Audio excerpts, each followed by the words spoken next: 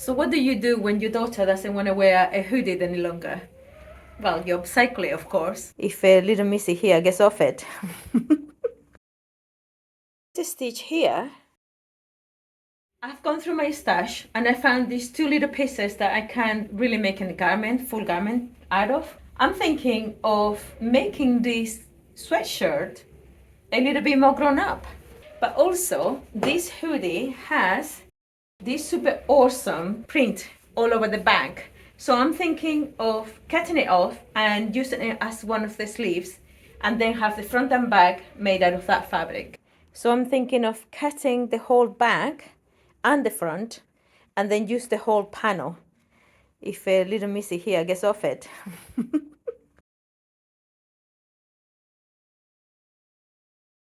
Okay, I'm gonna use this as a pattern for the back, but also as the fabric for the sleeve.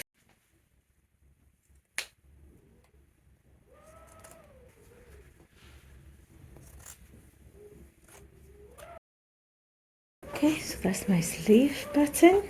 I'm not sure about the pocket, but I'm gonna cut this panel for now. See how it get on. I might put the pocket back on.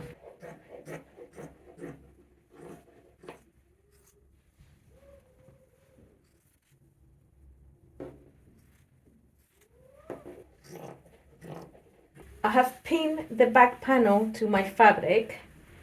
I've stretched it a little bit because there's a little bit of a stretch on the ribbing. All I'm gonna do is just cut around following the shape. This is the fabric that I'm gonna be using for the sleeve. So now I have my back panel. Then the sleeve, I'm gonna make the sleeve out of this one. Yeah, I'm gonna have to add a piece here to use this panel as the sleeve. Yeah, let me do that first. I added this little corner here to give myself a little bit more fabric just for this corner.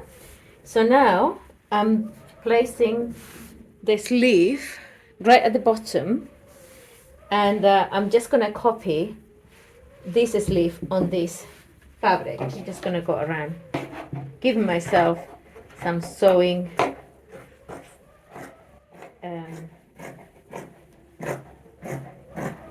some seams allowance. Well, this is more or less.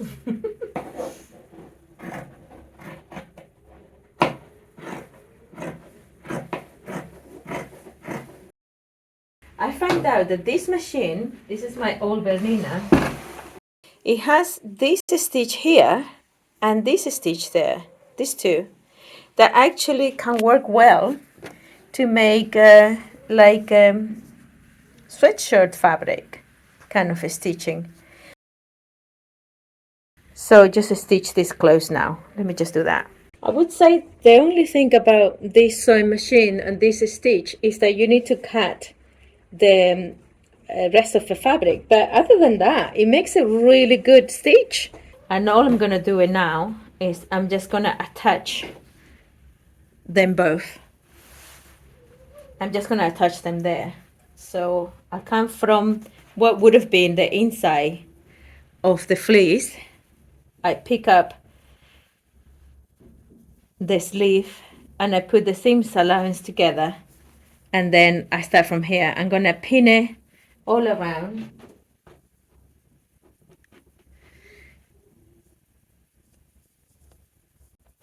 And then stitch it with my new stitch. I might need to stretch it a little bit. Let's see how it goes.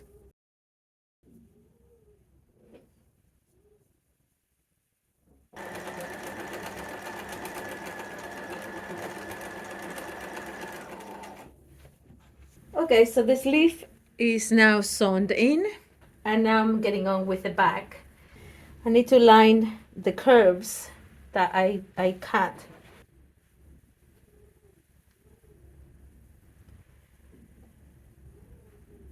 I might do it with a zigzag instead of that stitch. Instead of the overlocker type of stitch, I might just do a zigzag. I think it might be faster and better. So I'm trying to keep it real with you. Because of this fabric is non-stretchy. It moved a lot when I was stitching it around the curvature.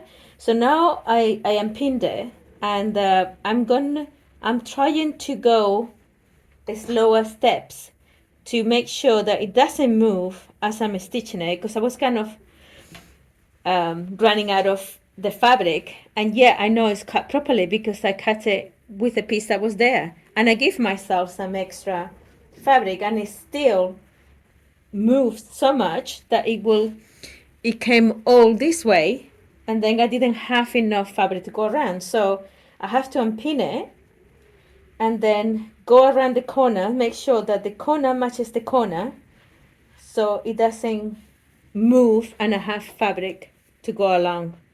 So I'm remaking it again. So I am done with the back. It was a bit of a fight. I've learned a few things, but I'm really happy how it ended up to be. So now I'm going to be doing the front. I have the front here. I haven't cut the piece for the front, but because this was so difficult, what I'm going to do, and I should have thought about this before, what I'm going to do is I'm just going to make a piece that is much bigger than what I want, and then pin this on top. So it's a lot easier than what I've done here, because in here, obviously I have to follow the curvature that I made. But in here, all I'm going to do is I'm going to cut a bigger piece. So I have to stop it and take it out of the machine because I couldn't go around this corner here. But what I'm going to do is I'm going to start from the bottom now and do this other seam. And then the front and back should be done. So I should be very close to finishing now. Just want to show you how much of a fight I'm having stitching this. I need to keep the hood away. All the jumper is underneath. Yeah, it's a bit of a fight, I'm not gonna lie. It's fun though, she said. Famous last words. So this is the hoodie with the front and back panels stitched. So this hoodie is now gonna be for my partner, and he just tried it on, and he would like ribbon. So I found this ribbon on my stash. I've got quite a bit of it. Got it from a shop a while back. And this red one seems to be picking up from the graphic. So I've marked with a pin here where around the waist I need to do the circumference of. So what I'm going to do is I'm going to chop this off after all that work that I did. I'm going to chop this off and then place these all around the bottom. Then just chop the threads and I'm done. Iron it. I've learned a lot making it. So I think next one is going to be much faster, much easier. So this is the waistband. What I'm going to do is I'm going to attach the seam of the waistband to the bottom of, I have a little bit of a scissor problem here, never mind. Hopefully I'm going to stitch it. Anyway, I'm going to attach the seam right side to right side. And now what you need to do, you need to ease off, like you could put another point, reference points like here. You need to stretch the ribbon as you sew. So I just attach 4 points. You could attach 4 points or you could attach 8 points, whatever you want to do. So I stretch the ribbon and then pick more or less the middle of the fabric, the sweatshirt, and the middle of the ribbon and put a pin on it. Like that. So this amount of fabric needs to come out to this amount of ribbon and carry on the same way.